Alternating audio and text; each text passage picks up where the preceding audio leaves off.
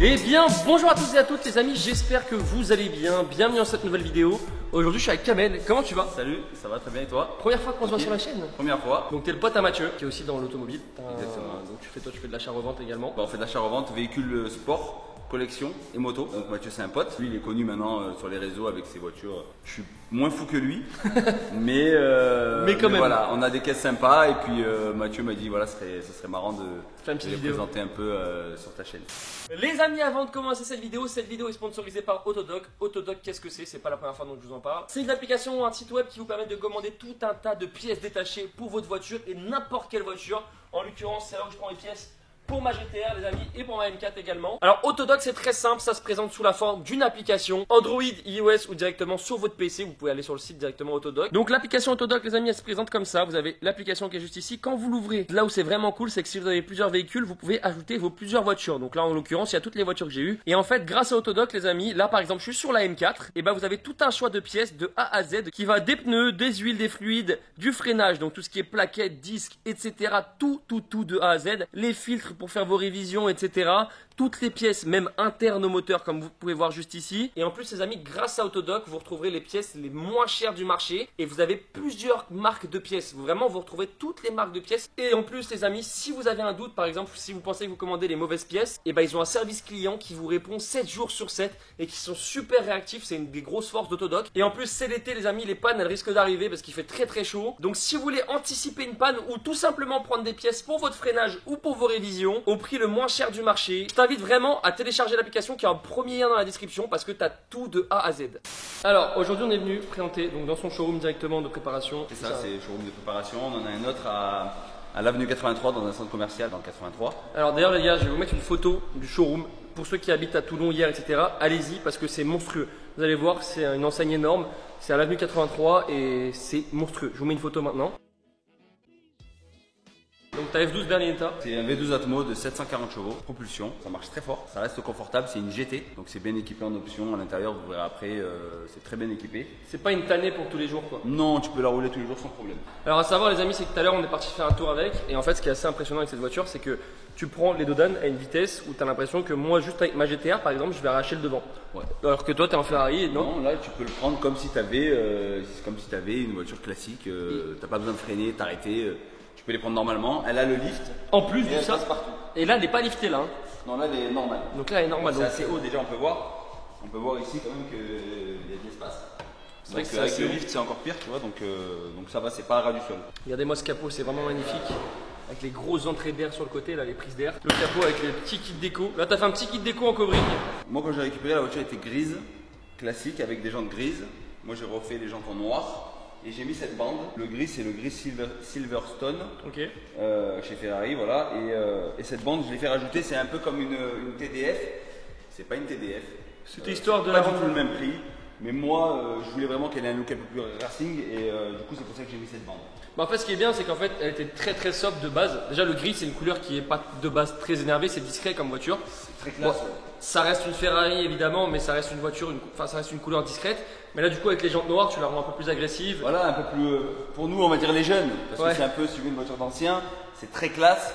Mais nous on a besoin un peu d'accessoires pour que ce soit encore plus sympa. Par contre là, le gros V12 Atmo. Donc c'est combien? C'est un 6... C'est un 6 litres 3. 6 litres 3, V12 atmosphérique. Regardez-moi cette bête, c'est énorme. Je crois qu'on ne trouvera plus aujourd'hui des moteurs quasiment aussi gros.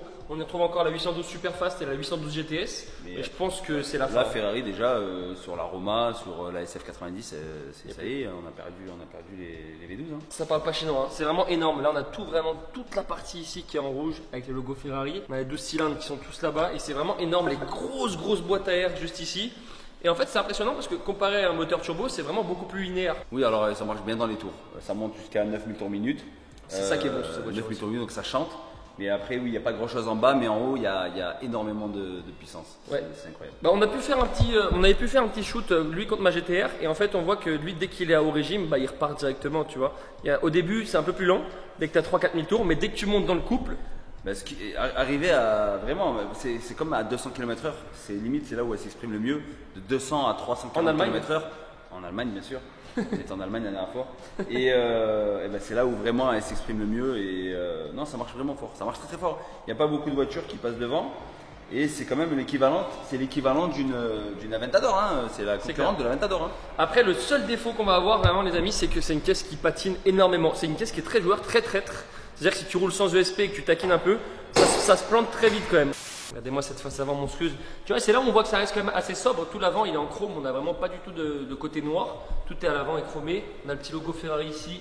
Juste ici, on a le petit Cavallino également. Des gros feux vraiment qui donnent ce côté très agressif à la voiture.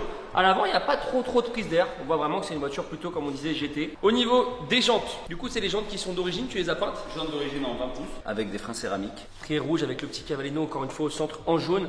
Et les jantes qui sont en noir. C'est vraiment un joli dégradé de couleur. Et ici, on a le petit Cavallino en jaune. Alors, à savoir que ça, c'est une option. C'est une option, ouais. Qui coûte la peau du cul, je crois, chez Ferrari. Alors, j'ai pas le prix, mais oui, ça coûte cher. Et surtout celui-ci parce qu'il est en. Je veux pas dire de bêtises sur la matière, mais c'est une matière qui coûte très cher. Ok. Voilà, il y a l'autocollant, il y a plusieurs types de matières. Là, c'est un truc un peu plus rigide, un peu plus cher. Oh, il retrouve les bandes. On voit quand même que c'est une voiture assez basse. Au niveau de l'arrière, les amis, bon, pareil, encore une fois, les gros pneus. Oh, c'est du combien à l'arrière? 20 pouces. C'est du 20 pouces. C'est du 315. Du 315. C'est assez gros. C'est énorme. Au niveau de l'arrière, les amis, on y retrouve les grosses sorties ici qui sont incrustées directement dans le diffuseur. Par contre, l'échappement, il n'est pas d'origine. Donc là, on a un silencieux BRE ainsi qu'un intermédiaire. Ok. Donc ça gueule bien. Les valves sont tout le temps ouvertes. D'accord. Alors que normalement, elles sont à 3 ou 4 000 tours minute. Ça chante plutôt pas mal. C'est très bien, c'est très bien. J'en veux plus, mais ce serait n'importe quoi d'en avoir plus. Juste ici, les feux ovales. Le gros diffuseur avec le feu stop et la caméra de recul. Et à l'arrière, c'est bien rabaissé, puis c'est bien profilé. C'est vraiment une belle gueule. C'est une caisse de quelle année? 2015. 2015, donc c'est plutôt jeune. C'est sorti en 2012, la F12 Berlinetta. Et jusqu'à 2017. Si vous voulez suivre Kamel sur Instagram, les amis, c'est Monster Garage 83. Là, je vous mets sur Instagram juste ici. Après, il y a des petits trucs sympas dans le garage. Il y a une petite R8 V10, les amis, complètement rabaissée, ligne complète. C'est quoi la ligne dessus? Capristo. Celle-là, par contre, elle a le démon. Elle a le démon. Elle est posée, élargie. Ligne Capristo, stage 1, 640 chevaux, vite teinté. Vite teinté. Bon, simple et efficace en noir, comme ça j'adore. Et pour les connaisseurs de moto, une petite H2. Alors moi, je m'y connais pas en moto. Tout ce que je sais, c'est que c'est la moto la plus rapide du monde. Alors c'est la moto qui est dans le film Top Gun actuellement. C'est un dragster, ça marche fort, il y a un compresseur, ça fait 231 chevaux et puis c'est sublime quoi. C'est des motos. C'est magnifique. Regardez. C'est très rare comme mécanique. Regardez-moi la gueule à l'avant. On dirait vraiment qu'elle vient du futur en fait, c'est incroyable. Il y a une vidéo qui est sortie de cette moto, tu m'expliquais? Ouais, il y a une vidéo où ils ont mis une Formule 1, une Chiron, un avion, plein de véhicules un peu puissants et bah, c'est elle qui a devant la Formule 1 mais de loin. Ouais. Enfin, il n'y a rien qui passe devant, mais là pour le coup, il n'y a vraiment rien qui passe devant. Bah voilà, une moto où je ne monterai jamais dessus, les amis, parce que déjà j'aime pas les motos, mais alors encore plus là-dessus, c'est mort. Pour ce qui est de l'intérieur de la voiture, les amis, bon, déjà sur la portière, on y retrouve tout le cuir surpiqué blanc. Bon, c'est bien fini, on est chez Ferrari, et de toute façon, celle-ci, comme on a dit, c'est une GT. Le but, c'est que ça reste confortable. Alors, tu m'expliquais que le vrai défaut des Ferrari, c'est les enceintes. Alors, la sono, elle est pourrie, vraiment. C'est ridicule. Une Fiat Punto. Même d'ailleurs, ces sièges, ils sont magnifiques, là, les sièges complets en cuir. Petit logo Ferrari. Au niveau de l'installation, les amis, déjà, on y retrouve ce volant. Alors, ça, savoir, les amis, c'est que c'est un volant qui est en option chez Ferrari. C'est le volant qui coûte le plus cher, je crois. Le LED directement dans le carbone. Également, en bas, on y retrouve tout le carbone. Le petit Cavallino ambre jaune ici, et là, tu as tout le carbone. Ici, c'est pour les clignotants. Ici, c'est pour du coup les appels de phare, etc. Alors là, tu as les suspensions. Quand tu appuies ici, c'est l'inverse en fait. Comme si une voiture de sport, elle est toujours en suspension dure. Ok. Et quand tu appuies sur le bouton, c'est pour les roues de bosselées. Donc du coup, c'est le mode confort. Démarrage. Ici, tu as tous les modes de conduite. Donc du mode du coup pluie. Donc juste en bas, c'est le mode pluie. Donc vraiment très confortable. Ça bouge pas. Le SP est connecté au maximum. Le mode sport, donc qui est le mode original. Ensuite, tu as le mode race et tu as le mode CT off, donc c'est un ESP sport. Et après, tu as le mode ESC off. Donc pour mettre le mode ESC off, tu dois aller sur CT off et tu dois rester appuyé pour passer directement ESC, voilà. Désactivé, comme tu peux voir juste là-bas. Le rupteur, du coup, plus ou moins 9000 tours. Et après, tu as tout ce qui est les fonds de compteur, c'est très joli. C'est très moderne, malgré que ce soit de 2015. Moi, j'adore cette console, les amis. J'adore cette partie-là, là, avec les petites sorties d'air ici. Là, vraiment, ça fait très racing. Ici, tout le carbone avec le petit logo Ferrari. Et ici, encore une fois, c'est une belle pièce. Le mode launch control, après tu as le mode auto du coup pour passer en marche avant, marche arrière. Et ici tu as tout le tunnel central où tu peux t'agripper, bon je le fais pas mais tu peux t'agripper ici également. Et du coup tu as aussi tout le plafonnier, bon là vous le verrez pas, mais qui est en Alcantara. Donc il y a toutes les options qu'il faut de base. Pour démarrer les amis, c'est juste ici et voilà ce que ça donne. Le V12, c'est un bruit qu'on retrouve plus maintenant, c'est vraiment magnifique. Quand on met des petits coups de gaz, vous allez voir, en plus on est à l'intérieur les amis, vous allez voir ça gueule bien comme il faut.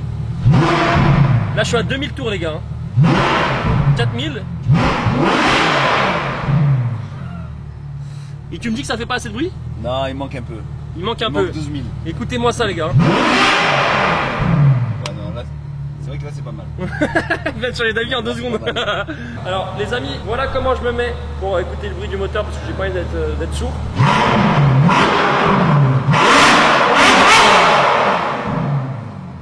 Les amis, on est parti à bord de la Ferrari. Alors, à savoir, c'est que comme on l'a dit, c'est vraiment une Ferrari qui est adaptée à rouler tous les jours.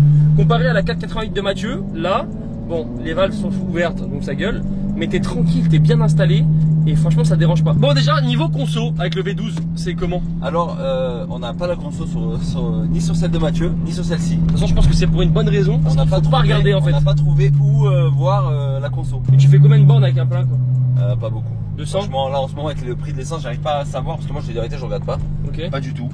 Mais je pense que ça va faire 250 bornes. Le plein c'est quoi? C'est 70 litres? 80 litres? 70 litres. Ouais donc c'est un gouffre les amis. Si tu veux tu fais du 35 litres ou de 100 quoi. Après tout dépend de ta conduite. Tu vois? Si tu conduis comme ça. T'es en race. T'étais en race? Je savais pas. Elle a glissé? Ouais.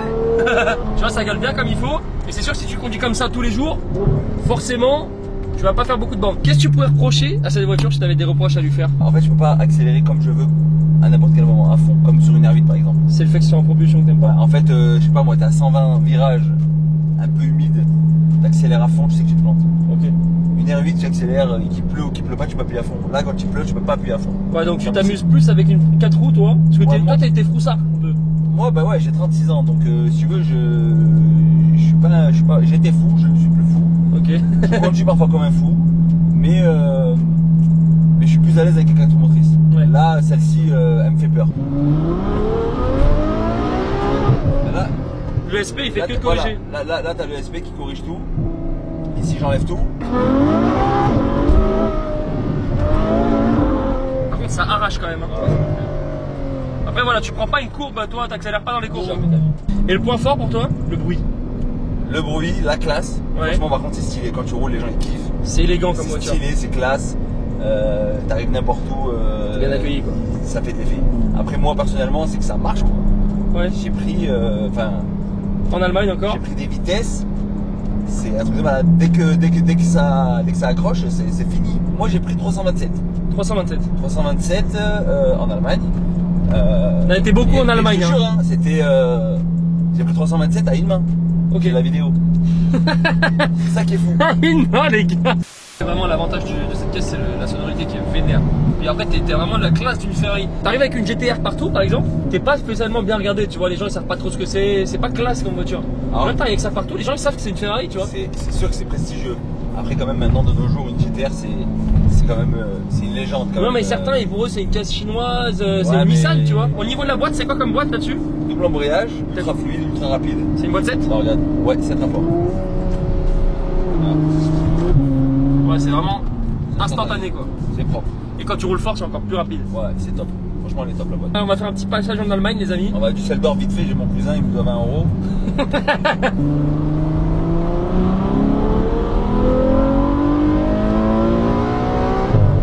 En fait vraiment à bas régime t'as rien. T'as rien. Même là je peux mettre à 2. Oh qu'est-ce que ça gueule. Puis avec les céramiques ça freine. Non le bruit c'est vraiment une œuvre d'art.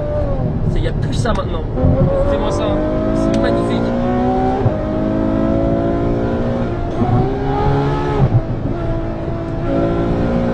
Pour la conduite. Moi je sais pas si t'es pas aussi fou que Mathieu. Hein. Ouais ça part direct.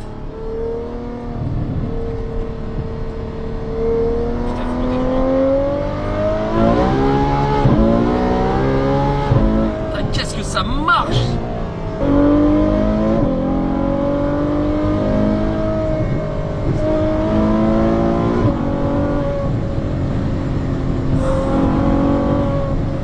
Conduite souple les amis, très important. Oh. Et franchement, c'est mieux qu'une meuf le bruit de cette caisse. C'est mieux qu'une meuf les gars. Il n'y a pas de problème de fiabilité sur ce modèle? Non, c'est pour ça que je l'ai pris d'ailleurs. Je voulais un Aventador à la base. Et en fait, si tu veux, boîte, embrayage, etc., c'est compliqué, c'est très fragile. Ouais. Sur celle-ci, il n'y a pas de problème connu.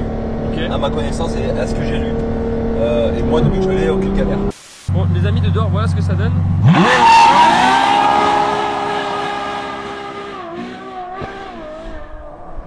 Ok, bon, regardez-moi toutes les traces de pneus, les gars.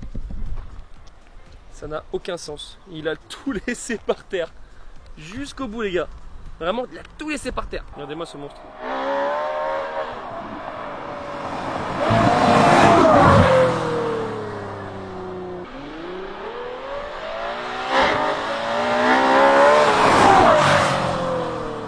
Ah, le bruit de Formule 1 les gars.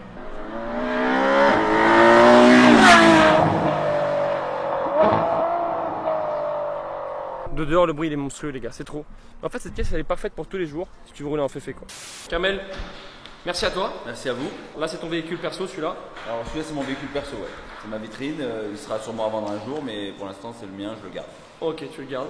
On rappelle ton Instagram si les gens veulent te suivre. C'est Monster Garage 83. Voilà, n'hésitez pas à faire un petit check sur son showroom les amis qui se situe à l'avenue 83. Parce que vraiment il mérite. Et je dis pas ça pour lui faire de la pub, hein. C'est que vraiment le showroom est magnifique. Je vous conseille vachement d'y aller. Et vous allez voir, il y a plein de caisses sympas et il y a des McLaren, il y a plein de caisses sympas. Je vous la remonte encore. Voilà, je pense qu'on aura bien roulé aujourd'hui. Vous avez vu le point fort pour moi de cette voiture, ça reste quand même sa sonorité qui est exceptionnelle avec la ligne. Pensez à mettre un petit pouce bleu, pensez à vous abonner à la chaîne. Sur ce Kamel, ciao tout le monde. A bientôt. Bye bye. Ciao.